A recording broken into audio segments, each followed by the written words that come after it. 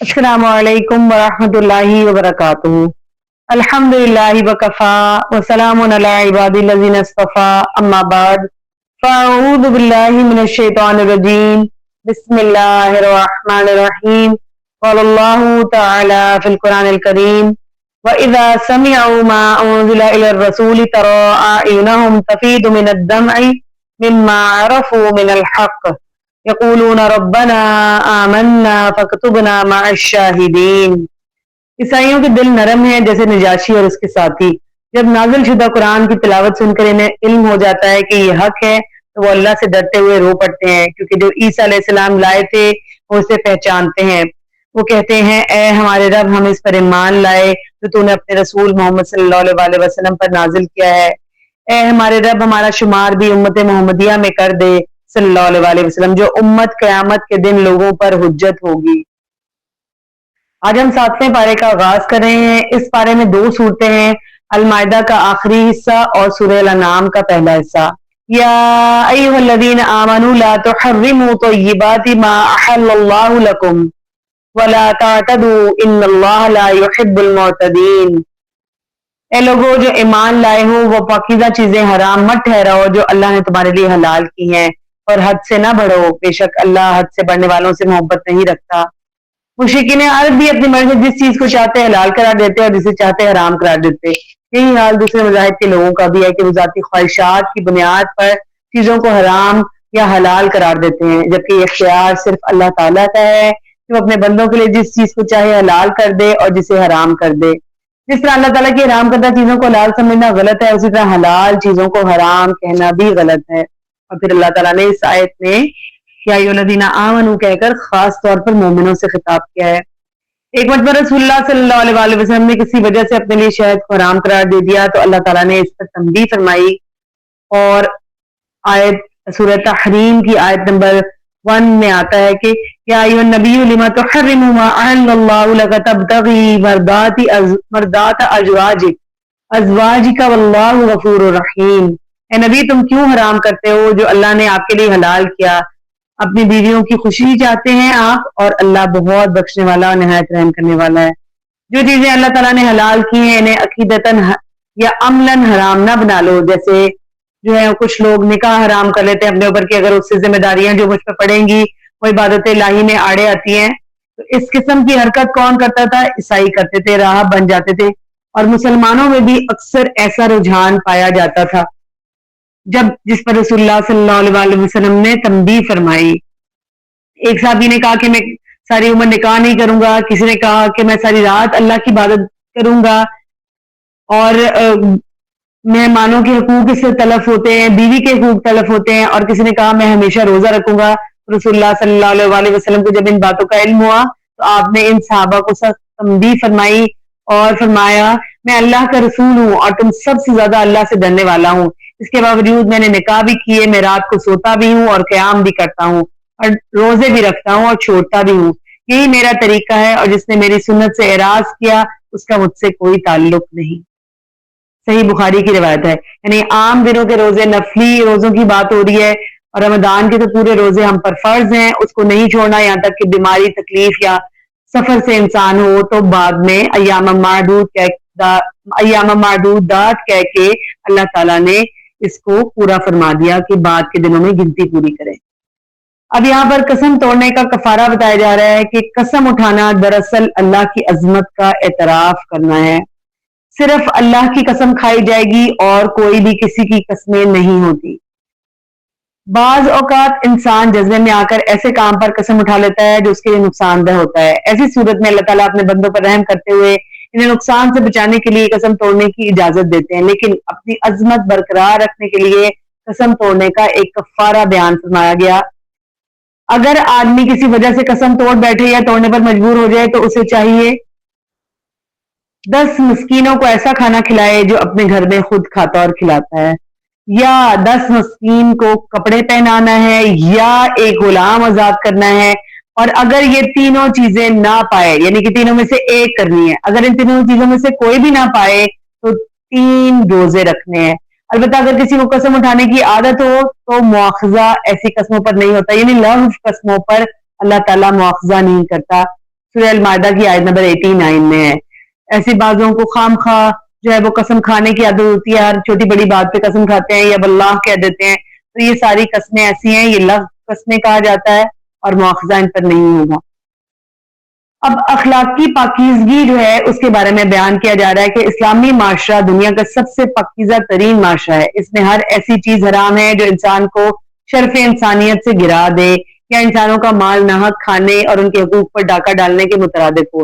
اس لیے اسلام میں اللہ تعالیٰ نے کچھ چیزوں کو خاص طور پر منع فرمایا. شراب اور جوا اور تیروں سے قسمت معلوم کروانا حرام ہے کیونکہ یہ شیطانی اعمال اور گندے کام ہے. اللہ تعالیٰ سورۃ المائدہ کی آیت نمبر 90 میں فرما رہے ہیں یا ایھا الذین آمنو سے خطاب ہے جو لوگ ایمان لائے. انما الخمر والمیسر والانصاب والازلام رجس من عمل الشیطان فاجتنبوہ لعلکم تفلحون. اے لوگوں جو ایمان لائے ہو، شراب اور جوا اور شرک کے لیے نصب کردہ چیزیں فعال کے تیر سراسر گندے ہیں، شیطانی کاموں میں سے ہیں، سو ان سے بچو تاکہ تم فلاح پا جاؤ. پھر اس کی وجہ بیان کرتے ہوئے فرمایا کہ کیوں ہے یہ شیطانی اعمال اور ان کا ریزن کیا ہے. انما یرید الشیطان ان یوقع بینکم العداوۃ والبغضاء فی الخمر والمیسر ویصدکم عن ذکر اللہ وعن الصلاۃ فہل انتم منتہون. آیت نمبر 91 ہے شیطان تو یہی چاہتا ہے کہ شراب اور جوئے کے ذریعے تمہارے درمیان دشمنی اور بغض ڈال دے اور تمہیں اللہ کے ذکر سے اور نماز سے روک دے. تو کیا تم باز آنے والے ہو؟ فہل انتم منتہون، کیا تم باز آؤ گے ان چیزوں سے؟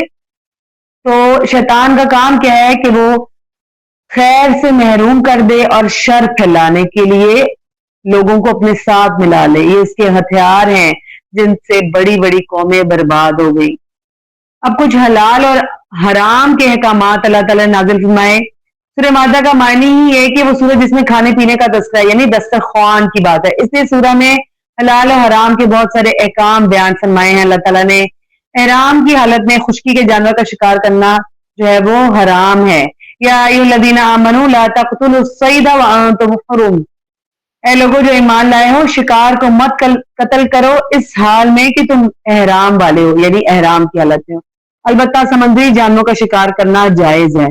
احل لکم صید البحر وطعامہ متاعا لکم وللسیارۃ وحرم علیکم صید البر ما دمتم حرما واتقوا اللہ الذی الیہ تحشرون. آیت نمبر 96 ہے تمہارے لیے سمندر کا شکار حلال کر دیا گیا اور اس کا کھانا بھی، اس حال میں کہ تمہارے لیے سامان زندگی ہے اور قافلہ کے لیے بھی، اور تم پر خشکی کا شکار حرام کر دیا گیا ہے جب تک کہ تم احرام والے ہو، اور اللہ سے ڈرتے رہو جس کی طرف تم اکٹھے کیے جاؤ گے. اب بری چیز عام ہو جائے تو اس کی برائی جو ہے وہ کم نہیں ہوتی. عام طور پر دیکھا گیا ہے کہ جب کوئی بری چیز نئی آتی ہے تو سبھی اسے برا سمجھتے ہیں، لیکن جب وہ آہستہ آہستہ عام ہونے لگتی ہے تو لوگ اسے قبول کرنے لگتے ہیں. یہاں تک کہ ایک وقت تھا جب سگریٹ کو بہت برا سمجھا جاتا تھا اور بہت کم لوگ پیتے تھے، اور چھپ کے والدین سے چھپ کے، بڑوں سے چھپ کے.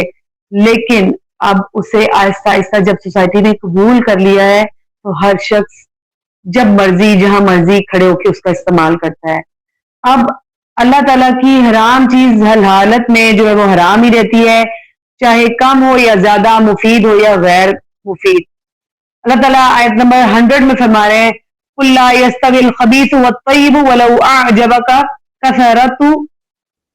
كَثْرَةُ الْخَبِيثِ فَاتَّقُوا اللَّهَ يَا أُولِي الْأَلْبَابِ لَعَلَّكُمْ تُفْلِحُونَ. کہہ دے ناپاک اور پاک برابر نہیں، اور ناپاک کی کثرت تجھے تعجب میں ڈالے، بس اللہ سے ڈرو اے عقل والو تاکہ تم فلاح پا جاؤ. یعنی کہ ہر حالت میں ناپاک ہی رہے گا، چاہے تھوڑا ہو یا زیادہ ہو، اور اس کو چھوڑ دینے والے، حرام کو چھوڑ دینے والے جو ہے وہ اللہ تعالیٰ کہہ رہے ہیں کہ فلاح پانے والے ہیں. اب مشرکین کے کچھ جرائم کے بارے میں اللہ تعالیٰ نے بتا دیا. یہود و نصارہ کے بعد مشرکین کے جرائم کا تذکرہ کیا. مشرکین اللہ کا عطا کردہ مال اور پالتو جانور اپنے بتوں کے نام پر بطور نیاز چڑھاتے تھے.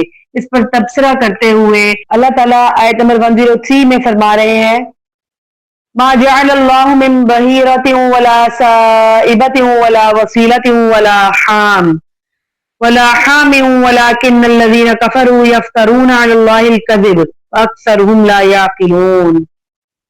اللہ نے جو ہے وہ اس کے سارے جانور جو تھے حلال اور حرام واضح کرنے کے بعد اب کچھ اور چیزوں کے بارے میں فرمایا کہ اللہ تعالیٰ نے چوپائے حلال قرار دیے ہیں اور ان میں سے وہ چوپائے حرام نہیں کیے جو مشرکوں نے اپنے بتوں کی وجہ سے خود پر حرام کر لیے.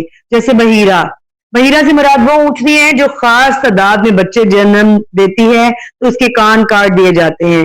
پھر صاحبہ کا ذکر ہے، اس سے مراد وہ اونٹنی ہے جو ایک معین عمر کو پہنچ جاتی تو اسے بتوں کے نام پر چھوڑ دیا جاتا.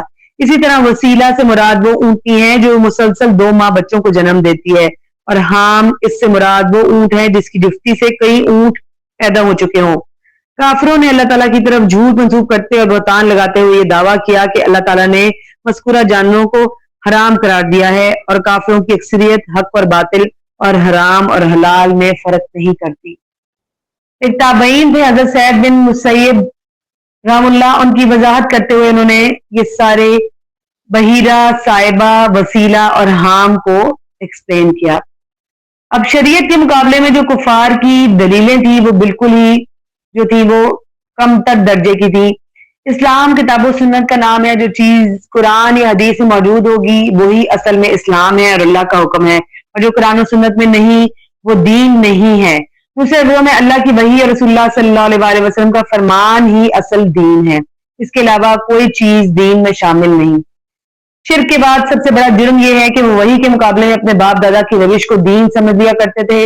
اللہ تعالیٰ نے خاص طور پر قرآن میں کئی جگہ ان کی اس روش کو بیان فرمایا اور اس کے ذریعے ہمیں بھی نصیحت کی ہے کہ باپ دادا کی روش اصل روش نہیں ہے بلکہ اللہ کا دین ہے جو ہر صورت میں ہر دور میں مانا جائے گا. آیت نمبر 104 میں اللہ تعالیٰ فرما رہے ہیں وَإِذَا قِيلَ لَهُمْ تَعَالَوْا إِلَى مَا أَنزَلَ اللَّهُ وَإِلَى الرَّسُولِ قَالُوا حَسْبُنَا مَا وَجَدْنَا عَلَيْهِ آبَاءَنَا أَوَلَوْ كَانَ آبَاؤُهُمْ لَا يَعْلَمُونَ شَيْئًا وَلَا يَهْتَدُونَ. جب ان سے کہا جاتا ہے کہ آؤ اس کی طرف جو اللہ نے نازل کیا رسول کی طرف، تو کہتے ہیں ہمیں وہی کافی ہے جس پر ہم نے اپنے باپ دادا کو پایا. تو اللہ تعالیٰ کا انداز کیسا ہے؟ اللہ تعالیٰ فرماتے ہیں اولو کان آباؤہم لا یعلمون شیئا، کیا تمہیں پتہ ہے کہ تمہارے باپ دادا چاہے صحیح چیز ان کو معلوم ہی نہ ہو اور نہ وہ ہدایت پہ ہوں نہ وہ صحیح بات کو جانتے ہوں. افسوس ہے آج کل مسلمانوں کی اکثریت بھی اسی جہالت کا شکار ہے. وہ حق کے مقابلے میں اپنے اماموں، پیروں، باپ داداؤں کی توبہ کرتے ہیں اور قرآن و سنت کی صریح نصوص کو ترک کر دیتے ہیں. یہی کہا جاتا ہے کہ ہمارے تو بڑے ایسے کرتے تھے اب ہم نے بھی ایسے ہی کرنا. تو اللہ تعالیٰ نے اس چیز سے منع فرما دیا. اور باپ دادا کی خیر خواہی یہ ہوگی کہ ہم جو ہے ان کی اس بات کو مانیں جو اللہ اور رسول کے مقابلے جو ہے وہ درست ہے. اگر وہ بات درست ہے، شریعت سے میچ کرتی ہے تو ہمیں ضرور اس کا ماننے کا حکم ہے، اور اگر وہ میچ نہیں کرتی تو اپنے باپ دادا کے ساتھ خیر خواہی بھی یہ ہوگی کہ ہم ان چیزوں کو چھوڑ دیں اور اصل دین کو اپنائیں.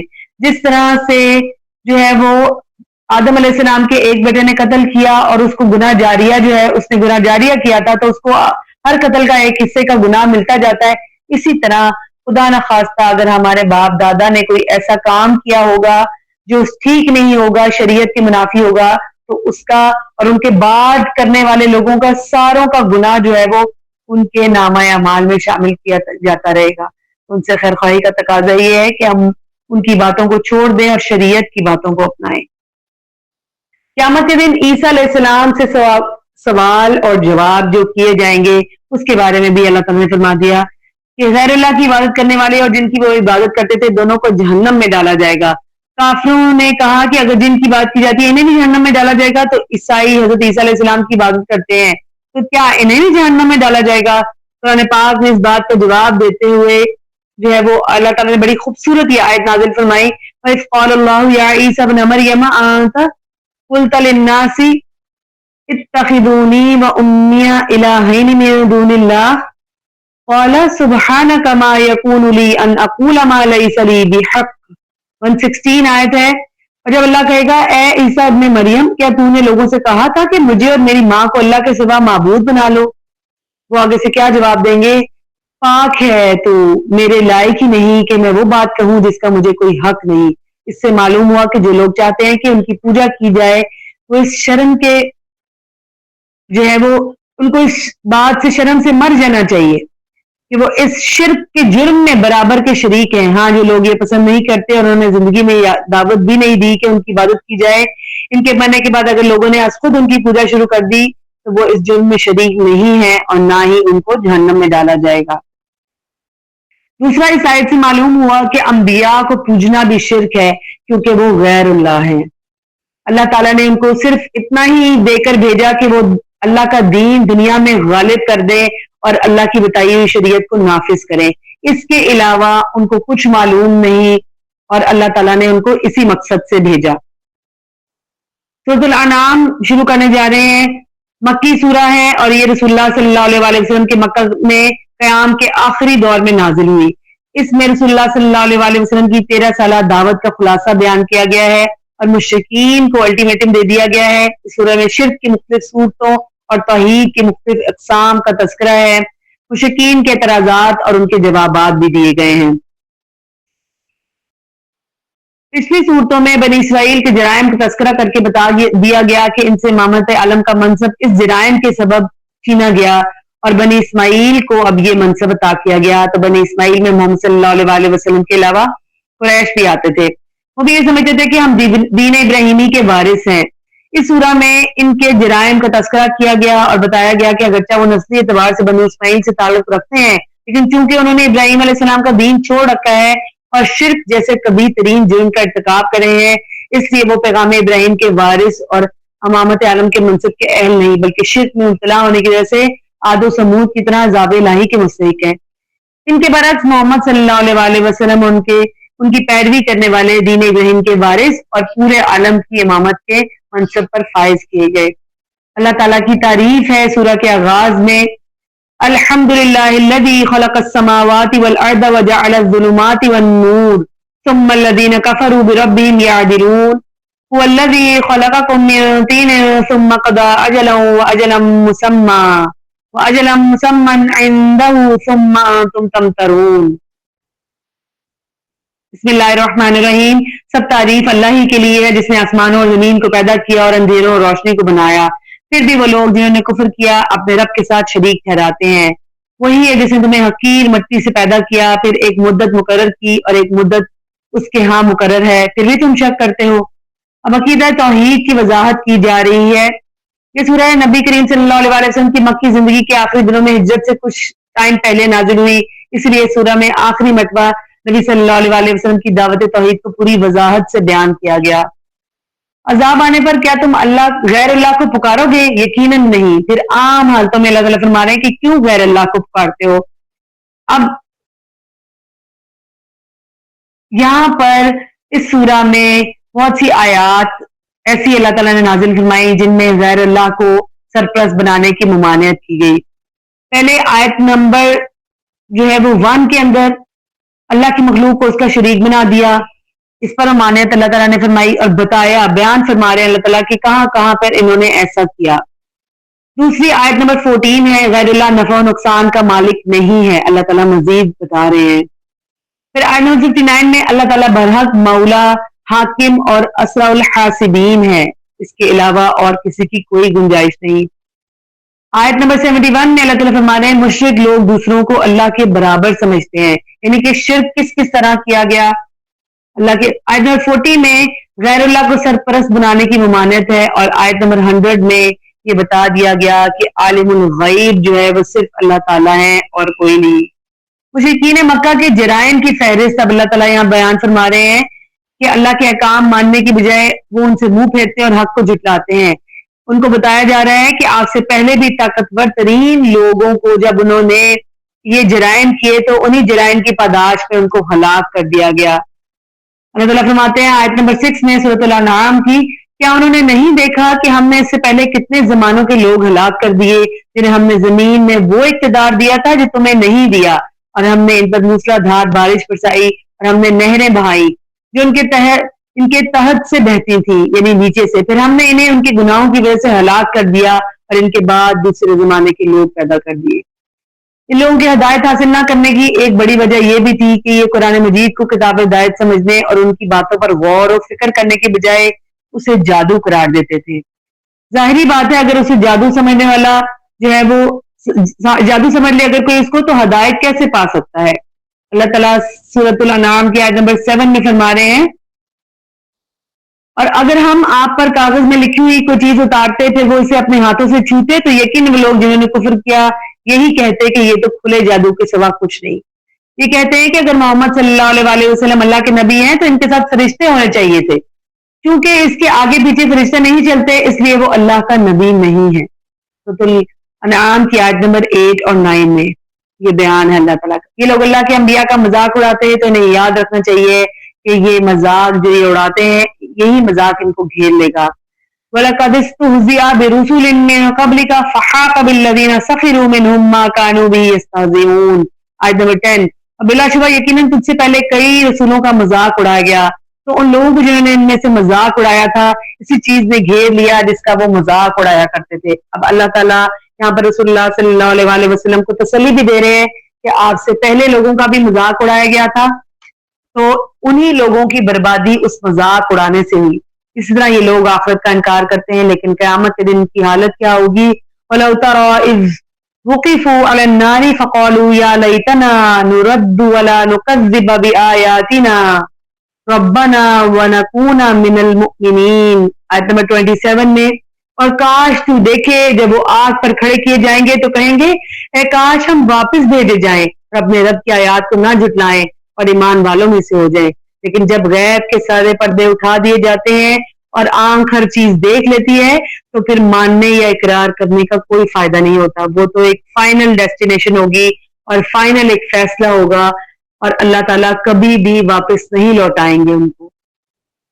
رسول اللہ صلی اللہ علیہ وسلم کو تسلی بھی دی گئی جو کہ دعوت اور تبلیغ کا کام دن رات کرتے تھے لیکن کفار کسی صورت ماننے پر تیار نہ تھے جس پر اللہ کے رسول کو دکھ ہوتا تھا، تو اللہ تعالیٰ نے اپنے رسول کو تسلی دیتے ہوئے فرمایا وَلَقَدْ كُذِّبَتْ رُسُلٌ مِّن قَبْلِكَ فَصَبَرُوا عَلَىٰ مَا كُذِّبُوا وَأُوذُوا حَتَّىٰ أَتَاهُمْ نَصْرُنَا وَلَا مُبَدِّلَ لِكَلِمَاتِ اللَّهِ وَلَقَدْ جَاءَكَ مِن نَّبَإِ الْمُرْسَلِينَ۔ آیت 34 ہے۔ اب بلا شبہ یقیناً تجھ سے پہلے کئی رسول جھٹلائے گئے تو انہوں نے اس پر صبر کیا کہ وہ جھٹلائے گئے اور ایذا دیے گئے یہاں تک کہ ان کے پاس ہماری مدد آ گئی اور کوئی اللہ کی باتوں کو بدلنے والا نہیں ہے۔ اب بلا شبہ یقیناً تیرے پاس ان رسولوں کی کچھ خبریں آئی ہیں۔ پھر قوم کے سرداروں کو مخاطب کرتے ہوئے کہا کہ آپ اپنی دنیوی خوشحالی سے یہ نہ سمجھ لیں کہ ہم آپ سے خوش ہیں۔ اللہ تعالیٰ ڈائریکٹ ان کو، بلکہ ہمارے پکڑنے کا یہی طریقہ ہے کہ ہم پہلے خوشحالی دیتے ہیں اور پھر اچانک پکڑ لیتے ہیں۔ اللہ تعالیٰ فرماتے ہیں آیت نمبر 44 میں فَلَمَّا نَسُوا مَا ذُكِّرُوا بِهِ فَتَحْنَا عَلَيْهِمْ أَبْوَابَ كُلِّ شَيْءٍ حَتَّى إِذَا فَرِحُوا بِمَا أُوتُوا أَخَذْنَاهُمْ بَغْتَةً فَإِذَا هُمْ مُبْلِسُونَ۔ پھر جب وہ اس کو بھول گئے جس کی انہیں نصیحت کی گئی تھی تو ہم نے ان پر ہر چیز کے دروازے کھول دیے یہاں تک کہ جب وہ ان چیزوں کے ساتھ خوش ہو گئے جو انہیں دی گئی تھی ہم نے انہیں اچانک پکڑ لیا تو اچانک وہ نا امید ہو گئے۔ دنیا میں عذاب الہی کی بہت سی صورتیں ہیں۔ اللہ تعالیٰ نے نافرمان قوموں پر عذاب بھیجے اور مختلف صورتوں میں اس کا تذکرہ بھی کیا۔ آیت نمبر 65 میں اللہ تعالیٰ فرما رہے ہیں کہہ دے وہی اس پر قادر ہے کہ تم پر تمہارے اوپر سے عذاب بھیج دے یہ تمہارے پاؤں کے نیچے سے یہ تمہیں مختلف گروہ بنا کر گتھم گتھا کر دے اور تمہارے باز کو باز کی لڑائی کا مزہ چکھا دے۔ دیکھو ہم کیسے آیات کو پھیر پھیر کر بیان کرتے ہیں تاکہ وہ سمجھ سکیں۔ رسول اللہ صلی اللہ علیہ وسلم کی ایک حدیث ہے، آپ نے فرمایا میں نے اپنے رب سے 3 دعائیں کی ہیں تو اس نے میری 2 دعائیں قبول کر لی اور ایک قبول نہیں فرمائی۔ میں نے دعا کی کہ اے اللہ تعالیٰ میری ساری امت کو قحط میں مبتلا نہ کرنا تو اللہ تعالیٰ نے میری اس دعا کو قبول فرما لیا۔ پھر میں نے اللہ سے دعا کی کہ میری ساری امت کو غرق کر کے ہلاک نہ فرمانا تو اللہ تعالیٰ نے میری یہ دعا قبول فرمائی۔ میری اور تیسری دعا جو ہے وہ میری امت کو آپس میں اختلاف اور انتشار سے بچا لینا تو اللہ تعالیٰ نے میری اس دعا کو قبول نہ فرمایا۔ صحیح مسلم کی روایت ہے۔ اوپر سے عذاب جیسے بارش کی کثرت، طوفان، بجلی، اولے اور آندھی وغیرہ یا ظالم حکمران، اور پھر نیچے سے عذاب یعنی زلزلہ، قحط، زمین میں دھس جانا یا ایسے ماتحت اور خائن اور بددیانت مرد ہو اور مردوں کے لیے ناموافق بیوی۔ اب ابراہیم علیہ السلام کا اپنے والد اور اپنی قوم کو دعوت توحید دینے کا تذکرہ یہاں پر آ رہا ہے۔ اللہ تعالیٰ نے ابراہیم علیہ السلام اور آپ کی قوم کا کردار بطور مثال جو ہے وہ پیش کیا۔ ان کی قوم بتوں کی اور ستاروں کی پوجا کرتی تھی، تو ابراہیم علیہ السلام کو جو ہے وہ دعوت دینے کے لیے جب کہا گیا تو کس طرح انہوں نے دعوت دی۔ آیت نمبر 74 میں اللہ تعالیٰ فرما رہے ہیں وَإِذْ قَالَ إِبْرَاهِيمُ لِأَبِيهِ آزَرَ أَتَتَّخِذُ أَصْنَامًا آلِهَةً إِنِّي أَرَاكَ وَقَوْمَكَ فِي ضَلَالٍ مُبِينٍ۔ اور جب ابراہیم علیہ السلام نے اپنے باپ آزر سے کہا کیا تو بتوں کو معبود بناتا ہے، بے شک میں تجھے اور تیری قوم کو کھلی گمراہی میں دیکھتا ہوں۔ ابراہیم علیہ السلام کا دعوت دینے کا ایک پریکٹیکل منفرد انداز جو ہے وہ نظر آتا ہے کہ کس طرح انہوں نے جو ہے وہ اپنی قوم کو دعوت دی، اور پھر جب سورج دیکھا تو کہا یہ میرا رب نہیں ہے، ستارے دیکھے تو کہا یہ میرا رب نہیں ہے، جو چیز ڈوب جاتی تھی وہ کہتے تھے یہ میرا رب نہیں ہے۔ تو کس طرح انہوں نے کائنات کی نشانیوں سے دیکھ کر لوگوں کو بھی دعوت دی اور اپنی بھی اصلاح کی۔ اللہ تعالیٰ نے کتنی ان کی مدد فرمائی کہ انہوں نے کہا کہ سب سے ستارہ دیکھا، چاند دیکھا، سورج دیکھا، اور سب کو یہ کہہ کر رد کر دیا کہ یہ تو میرے جو ہے وہ رب ہو ہی نہیں سکتے کیونکہ یہ ڈوب جاتے ہیں۔ تو اللہ تعالیٰ نے ان کی بہترین طریقے پر ہدایت ان کو دی، اور پھر انہوں نے اپنے قوم کی رہنمائی بھی کی، اور پھر انہوں نے یہ بھی کہہ دیا کہ جن کو تم شریک بناتے ہو میں ان سب سے بری ذمہ ہوں، کیونکہ وہ اپنا وجود خود برقرار نہیں رکھ سکتے تو وہ مجھے کیسے تحفظ دے سکتے ہیں۔ آیت نمبر 76 سے لے کر 79 میں یہ پورا بیان ہے، یعنی پریکٹیکل کر کے نے سمجھایا کہ شریک جو ہے وہ اللہ کی کسی کام کے نہیں، بلکہ یہ تو خود اللہ کے طے کردہ نظام کے تابع ہیں اور ان کے نوکر ہیں، یہ خدا بننے کے مستحق کیوں کر ہو سکتے ہیں۔ سارا طریقہ بتا کے ابراہیم علیہ السلام نے ان کی جو ہے وہ ہدایت کا انتظام کیا اللہ کے حکم سے، لیکن وہ قوم باز نہ آئی تو انہوں نے ان کو چھوڑ دیا۔ اب قریش مکہ کو جو منصب دیا گیا، اللہ تعالیٰ نے آل ابراہیم میں آنے والے 18 انبیاء کے نام گنوائے کہ ان کو بھی اللہ تعالیٰ نے کتاب اور حکمت سے نبوت سے سرفراز کیا تھا، اور وہ بھی یہی دعوت دیتے تھے۔ پھر فرمایا آیت نمبر 89 میں اولئک الذین آتیناہم الکتاب والحکم والنبوۃ فإن یکفروا بها هؤلاء فقد وکلنا بها قوما لیسوا بها بکافرین۔ 89 یہی وہ لوگ ہیں جنہیں ہم نے کتاب اور حکمت اور نبوت عطا کی، پھر اگر یہ لوگ ان باتوں کا انکار کریں تو ہم نے ان کے لیے ایسے لوگ مقرر کیے ہیں جو کسی صورت ان کا انکار کرنے والے نہیں ہوں گے۔ محمد صلی اللہ علیہ وسلم کی دعوت وہی ہے جو ابراہیم علیہ السلام اور دوسرے انبیاء کی دعوت ہے۔ اگر تم اسے ماننے سے انکار کرو گے تو یاد رکھو کہ اللہ تعالیٰ تمہیں تباہ کر کے دوسری قوم لے آئے گا، یہ نہیں دیکھا جائے گا کہ تم ابراہیم کی اولاد ہو۔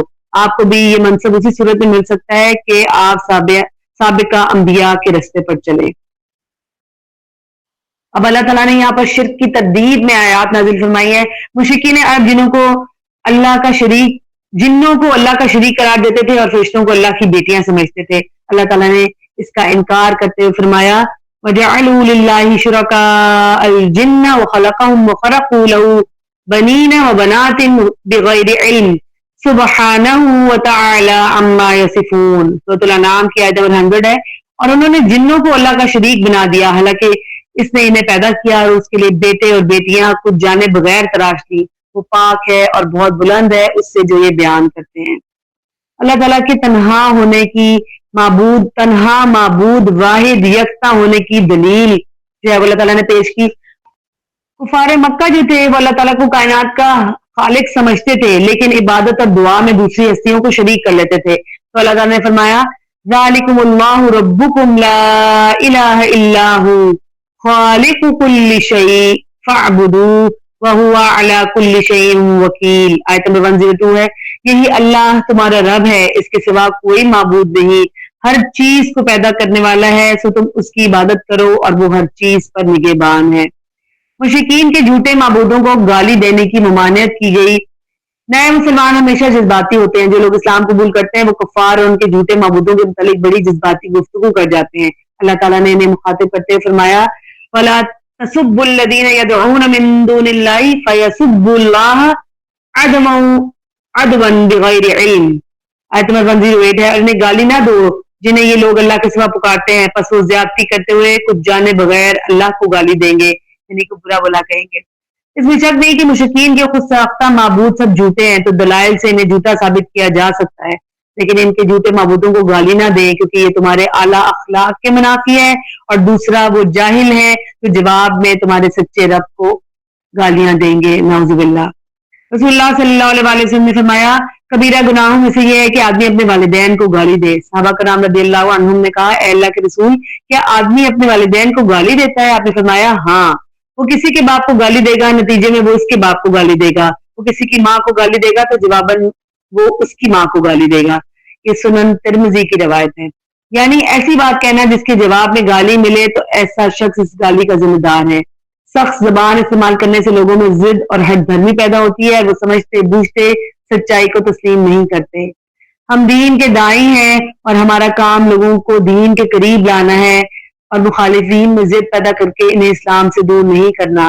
اللہ تعالی ہمیں اس ساری باتوں پر عمل کرنے کی توفیق عطا فرمائے، جو ہم نے آج سیکھا، پڑھا اور جانا اس کو ہم اپنی عملی زندگی میں شامل کر سکیں۔